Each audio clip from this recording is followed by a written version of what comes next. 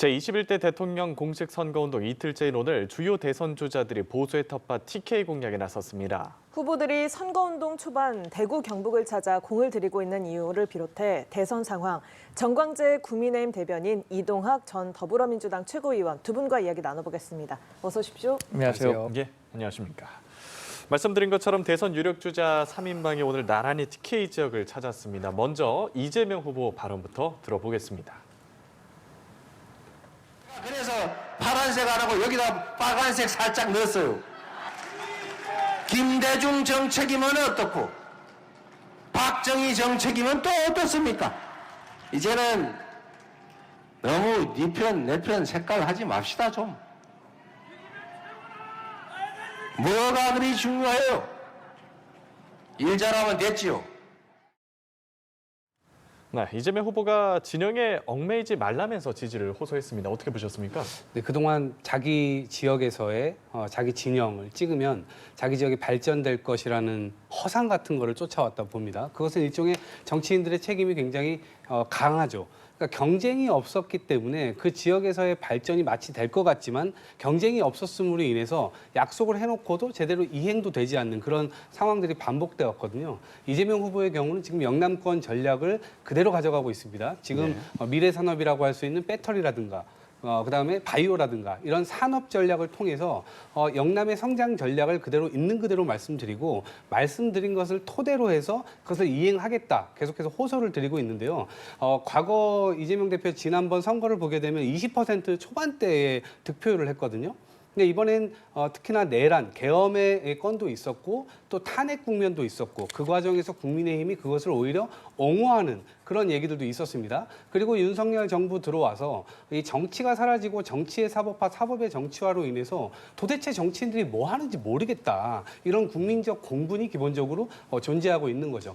그래서 이번 대선을 맞아서 국민 통합 그리고 그것에 따라서 높은 지지율을 얻으면 그걸 가지고 오히려 국정 동력의 이 개혁 동력을 만들려고 하고 있는 거거든요. 그래서 국민 통합을 하고 좌우 이런 거 없다. 정책을 통해서 결국 우리나라의 미래를 좀 준비할 수 있도록 이 영남 이 유권자분들께서 선택을 좀 해달라 이런 설득을 계속해서 하고 있는 겁니다. 알겠습니다. 계속해서 실용주의적 관점을 제시하고 있습니다. 어떠세요?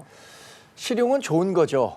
그런데 이재명 후보가 얘기하는 실용이 진짜 실용인지 이런 부분에 대해서는 다시 한번 생각해 볼 필요가 있다고 생각합니다. 김대중 정책이면 어떻고 박정희 정책이면 어떠냐. 다 좋은 정책이면 국민들이 평가해 줄 겁니다. 그런데 이재명 후보가 지금 얘기하는 실용은 이른바 포퓰리즘 정책과 가까운 내용입니다. 그러니까 실용이라는 이름을 가장해서 포퓰리즘 정책을 펴려고 하는 것 아니냐라는 의심을 피할 수가 없는데요. 예를 들어서 지금 내놓는 정책들, 양곡관리법, 지금 우리 정부에서 2번이나 거부권 행사되고 국회에서 통과되지 못했던 건데 양곡관리법이 우리나라 이 농정 정책의 근간을 흔들 수 있는 정책임에도 불구하고 당장 농민표가 된다고 생각하니까 양곡관리법 계속 밀어붙이고 있습니다. 그리고 지금 얘기하고 있는 기본소득과 관련해서 햇빛연금, 바람연금 이런 이야기를 하시던데 이런 재원 다 어디서 나는 겁니까? 사실 우리 김문수 후보 같은 경우에는 기업하기 좋은 환경 만들어서 복지에 필요한 풍부한 재원 마련하겠다라는 주장을 하고 있는 반면에 이재명 후보가 얘기하는 정책이 과연 우리 대한민국의 성장에 얼마나 실질적인 도움이 될 수 있는 정책인가 이 부분에 대한 문제를 많은 분들이 제기하고 있다는 사실을 자각하셔야 할 겁니다. 예. 김문수 후보는 좀 보수 총결집 의지를 다지는 모습인데요. 네, 김문수 후보가 사실 이번 그 대선 출발 선상에 선 것 자체가 좀 늦었죠.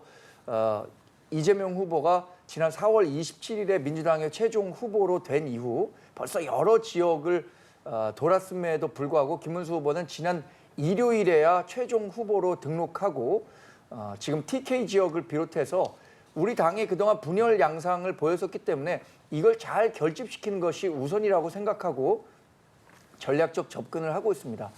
이번에 TK 지역을 찾은 것도 본인의 고향이기도 하지만 TK 지역 인구는 500만 명입니다. 전체 호남 인구와 같은 수준이기 때문에 이 TK 지역에서 전통적인 지지자들을 결집시키지 않고는 이번 선거에서 승리하기 어렵다. 이건 너무나 상식적인 판단이기 때문에 전략적으로 TK 지역을 중점적으로 찾고 있고 결국에는 이 TK 지역에서 부는 바람을 바탕으로 해서 충북, 강원 여기를 거쳐서 수도권으로 김문수 후보에 대한 바람이 불어야 하거든요. 이런 바람을 일으키기 위한 전초 기지 역할로서 영남을 찾았다는 평가입니다. 네, 오늘 이 TK 선거운동에서 이재명 후보, 김문수 후보 모두 박정희 마케팅을 펼쳤는데요. 이재명 후보 앞서 영상에서도 보셨지만 김대중 정책이면 어떻고 박정희 정책이면 어떤가 평가를 하지 말자라고 했고요. 김문수 후보는 박 전 대통령 묘소에다가 꽃을 바친다라면서 자신이 보수 적자라고 강조하고 있습니다. 각각 좀 어떻게 들으셨어요? 우선 김문수 후보의 경우는 지금 굉장히 어려움을 호소하고 있는 것으로 보입니다. 왜냐하면 윤석열 정부 들어와서 보수가 기본적으로 원칙을 좀 지키는 정치를 했었어야 되는데 그런 게 다 형해화돼 버렸습니다. 법치라고 하는 것, 자유라고 하는 것, 민주라고 하는 것, 이 세 가지 틀 자체가 완전히 망가졌고 특히나 지난번 대선 때 화두가 됐던 공정과 상식 이런 것들이 이제 완전히 무너져 버렸죠. 그러면서 어찌 보면 영남이 보수의 텃밭 아니겠습니까? 그 텃밭에서의 실망이 굉장히 컸고 특히나 이번에 경선하는 과정 자체를 완전히 들러리 경선으로 만들고 마지막에는 후보 강탈 시도까지 있지 않았습니까? 그러한 부분에서 정당에서 굉장히 많은 실망감을 하고 있는 것 같습니다. 반면에 이재명 대표는 이 내부가 이미 결집이 되어 있기 때문에 더 이상 지역으로 혹은 이념으로 국민들을 가르지 말고 뭔가 실용적으로 정말 잘할 수 있다 그러면 그것에 한번 기회를 줘보자 그런 이제 호소를 하고 있는 것이고 특히나 박정희 대통령 같은 경우는 저희 진보 진영에서는 굉장히 많은 비판을 해왔지만 독재를 했었기 때문에 비판을 해왔지만 분명한 거는 산업화 시대에 어떤 공이 있는 것이거든요. 그것을 있는 그대로 평가를 하면서 결국 이 보수를 그동안 지지해왔던 국민들께 호소하고 더 이상 진보 보수의 대결이 아니라 이제는 실용과 통합의 길로 갈 때 그 지역의 발전도 있을 것이고 대한민국 정치와 민주주의도 한 단계 뛰어오를 수 있을 것이다. 이번 대선에서 그러한 선택을 한다면 분명히 이 지역 발전뿐만 아니라 이 미래 역시도 담보할 수 있지 않냐라는 호소를 계속해서 하고 있는 겁니다. 네, 두 후보가 모두 박정희 전 대통령을 언급을 했는데 접근 방식이 좀 다른 것 같거든요. 어떻게 보셨어요? 사실 우리 국민을 대상으로 역대 대통령 가운데 가장 존경하는 대통령이 누구냐 이런 설문조사를 하면요. 압도적으로 박정희 대통령을 꼽는 사람들이 많습니다. 그러니까 박정희 향수를 불러일으켜서 이 김문수 후보는 보수 결집의 계기로 삼겠다는 생각을 하고 있는 것 같고요. 이재명 후보 같은 경우에는 본인이 갖고 있던 또 민주당이 갖고 있던 기본적인 진보 진영에서의 박정희 대통령에 대한 비판적인 인식 이거 부인할 수 없을 겁니다. 오늘도 공과가 있다 이렇게 얘기를 했는데요. 전 그냥 입에 발린 소리라고 생각합니다. 지금 당장 TK에 가서 박정희 향수를 자극해야만 본인이 TK 지역에서 한 표라도 더 받을 수 있다라는 생각에서 이런 얘기를 하고 있다고 생각하는데 2017년인가요? 안희정 후보가 당시에 박정희 대통령에 대해서 공이 7이고 과가 3이다 이렇게 얘기했으니까 민주당으로부터 엄청나게 당내에서 비판을 샀던 적이 있는데 이렇게 진일보한 메시지도 내지 못하는 상황에서 이재명 후보가 얘기하는 박정희 전 대통령에 대한 평가 얼마나 진정성이 있을까 이런 부분에 대해서는 의문입니다. 알겠습니다. 한편 홍준표 전 시장 지지자 모임 일부 회원들이 이재명 후보에 대한 지지 의사를 밝혔습니다. 이 후보가 최근에 홍 전 시장에게 긍정적인 메시지를 계속해서 내고 있는데 여기 안철수 의원이 사탕발림이라고 얘기를 했거든요. 홍 전 시장이 지금 상황에 대해서 혹시 언급한 부분이 좀 있습니까? 사실 얘기한 적은 없고요. 예. 이렇게 이재명 후보가 홍준표 전 시장에 대해서 조금 좋은 평가를 하고 같이 정치를 할 수 있다고 얘기를 하고 있지만 홍준표 전 대구시장이 이재명 후보에 대해서 갖고 있는 명확한 자기 인식은요. 방송상으로 제가 말씀드리기는 어렵겠지만 예. 굉장히 박하게 평가한 바가 있습니다. 지금 당장 홍준표 전 대구시장이 우리 당을 탈당하고 지난 경선 과정에서 있었던 여러 가지 사안들로 인해서 실망감 또 배신감 이런 걸 느끼기 때문에 우리 당에 쓴소리를 하고 있지만 이재명 후보가 예. 아무리 어떤 얘기를 한다고 하더라도 결국에는 정치적 철학과 소신이 다르기 때문에 이재명 후보와는 같이 정치를 할 수 있는 결이 다릅니다. 저는 안철수 후보가 얘기한 것처럼 이재명 후보가 얘기하는 사탕 발림에 넘어갈 정도의 정치 식견을 홍준표 전 대구시장이 갖고 있지는 않다고 생각합니다. 예, 탈당을 했는데도 이 며칠 존재감이 오히려 좀 커진 느낌이거든요. 홍준표 전 시장은 밉지 않은 정치인이었습니다. 지금 비록 은퇴를 했지만 그리고 이 국민의힘 경선에서 매우 많은 상처를 안기도 하고 정치 말년에 어찌 보면 당으로부터 모욕을 당한 거거든요. 그러니까 그런 것들을 참기가 어려웠을 것이고요. 오늘인가요? 홍사모라고 하는 단체가 있습니다. 홍준표 전 시장을 전국적으로 지지하는 곳이 있는데 그곳에서 이재명 후보의 지지 선언을 했습니다. 저는 그냥 개별적으로 그냥 했을 것 같지는 않습니다. 당연히 홍준표 전 시장과 어느 정도의 교감은 있었을 것이라고 생각을 하고요. 그것은 최근에 홍준표 시장이 보여줬던 국민의힘의 특정 인물들을 겨냥해서 계속해서 이 비판을 하고 있는 모습, 그다음에 윤석열 전 대통령이 보수를 괴멸시키고 있다. 이러한 현실적인 판단, 이런 것들이 다 가미된 지지선언이지 않을까 싶고요. 홍준표 전 시장의 경우는 다시 정치권으로 돌아올지 어떨지 모르겠지만 어쨌든 은퇴를 하고 지금 미국으로 가 있는 상황에서 지금 이러한 형태로 윤석열 전 대통령 부부와 연을 끊지 않고 이대로 계속 간다고 하면 보수의 미래라는 건 없다는 생각을 기본적으로 하고 있는 것 같습니다. 그런 가운데 안철수 전 후보가 지금 아무리 그런 말을 해봐야 본인은 윤석열 전 대통령을 만드는데 일조했던 사람이고 공동정부를 만들겠다고 국민 앞에서 기자회견까지 했는데 결국 이렇게까지 막장으로 갈 때까지 본인이 한 역할이 없지 않습니까? 오히려 목소리는 굉장히 작은 곳에 가가지고 국민들 몰래 윤석열 전 대통령 비판을 했지만 그런 것들이 제대로 막는 데 역할을 못했거든요. 그런데다가 지금 이재명 후보를 비판한다고 해서 어느 정도의 국민들이 그것을 소구할 것인지는 저는 도저히 모르겠습니다. 근데 잠깐만 부연 설명을 드리자면 지금 홍준표 전 시장을 도왔다는 외곽 조직에 있는 분들이 지금 미국에 체류하고 있는 홍준표 전 대구시장과 직접적인 소통을 바탕으로 그래서 홍준표 전 대구시장이 가서 이재명 후보를 도와라 이런 식의 지시가 있었던 것은 아닌 것으로 알고 있고요. 저는 홍 전 시장이 차츰 좀 시간을 갖고 여러 정치적 메시지를 낼 수는 있겠다고 생각하지만 그것이 이재명 후보를 돕겠다는 식으로의 메시지는 아닐 것이라고 확신하고 있습니다. 네, 자 국민의힘 선대위에 합류한 인사를 좀 살펴보겠습니다. 한덕수 전 총리 캠프에 있던 이정현 전 의원이 국민의힘 공동선대위원장으로 합류를 했고요. 그리고 또 홍준표 전 시장 캠프 이성배 전 아나운서가 대변인으로 임명이 됐습니다. 인선 좀 어떻게 평가하세요? 우리 당의 선대위 구성이 좀 늦긴 했지만 어쨌든 용광로 선대위가 돼야 된다는 공통된 인식은 갖고 있습니다. 이정현 전 대표죠. 이번에 한덕수 전 권한대행을 도와서 최종 후보로 만들려고 했음에도 불구하고 실패한 후에 결국에는 한덕수 후보가 이 캠프의 선대위원장으로 참여하지는 않았지만 대리인격인 이정현 전 대변인이 이 캠프에 참여했다는 것은 전 상징적인 의미가 있다고 봅니다. 또 지금 이재명 후보가 홍준표 전 시장에 대해서 여러 구애 행사를 하고 있지만 함께 일했던 이성배 전 대변인이 이번에 김문수 캠프의 대변인으로 합류한 것 역시 결국에는 홍준표 전 시장의 의중이 담겼다라고 볼 수 있는 거죠. 이런 그 용광로 선대위를 통해서 그동안은 좀 분열된 양상을 보였던 게 사실입니다만 이제 선대위가 구성되고 본격적인 선거전이 시작된 만큼 하나로 가야 한다는 공감대가 아주 전반적으로 펼쳐지고 있다 이렇게 판단합니다. 네, 두 전 대선 후보의 대리인격으로 참여한 거다라고 해석을 하셨는데 어떻게 보세요? 일단 중량감이 너무나 떨어지는 인사들이고요. 실제로 선대위에서 어떤 역할을 할 수 있을지 모르겠어요. 그냥 꿔다 놓은 보릿자루 역할을 할 가능성이 굉장히 크고 한덕수 전 후보가 직접 이곳에 참여를 하지 않는 이상 화합적인 결합을 했다고 이제 믿는 국민들은 없을 겁니다.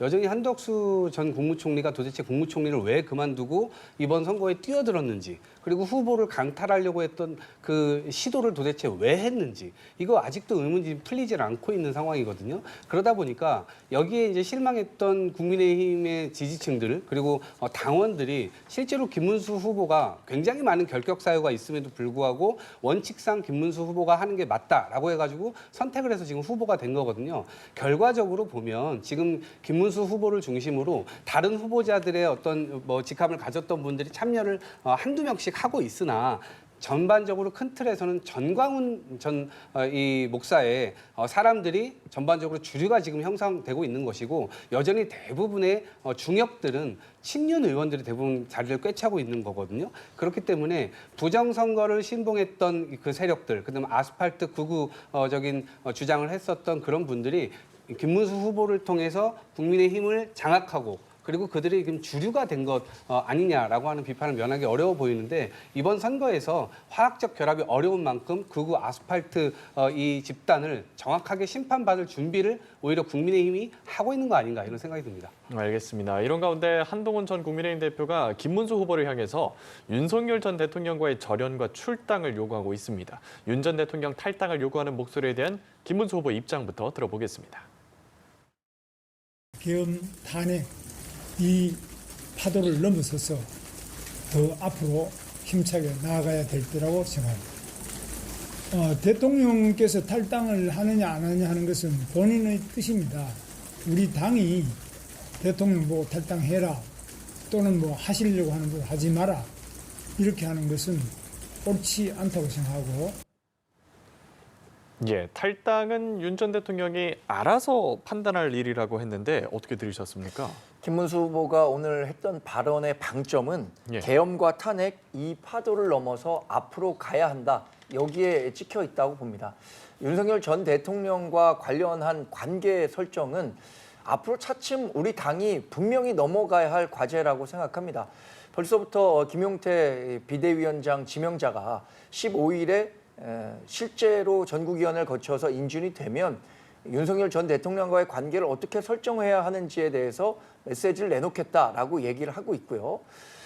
당장은 김문수 후보가 본인을 지금의 자리, 그러니까 우리 정당의 최종 대통령 후보로 만들어줬던 강성 지지자들의 목소리를 단번에 외면하기는 쉽지 않았을 거라고 생각합니다. 그러나 우리가 대선에 승리하기 위해서는 반드시 이 탄핵의 바다를 건너야 한다는 공감대는 형성돼 있는 거죠.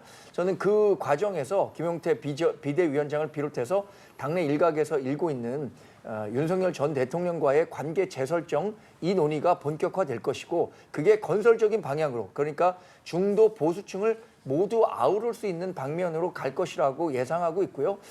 그 과정이 다소 좀 시간은 걸릴 수 있겠지만 그 방향으로 갈 것이다 이렇게 예상해 봅니다. 알겠습니다. 김용태 국민의힘 비대위원장 지명자는 국민 상식에 맞는 판단을 할 것이라 얘기했는데 어떤 판단일까요? 저는 그 판단 안 나올 것이라고 봅니다.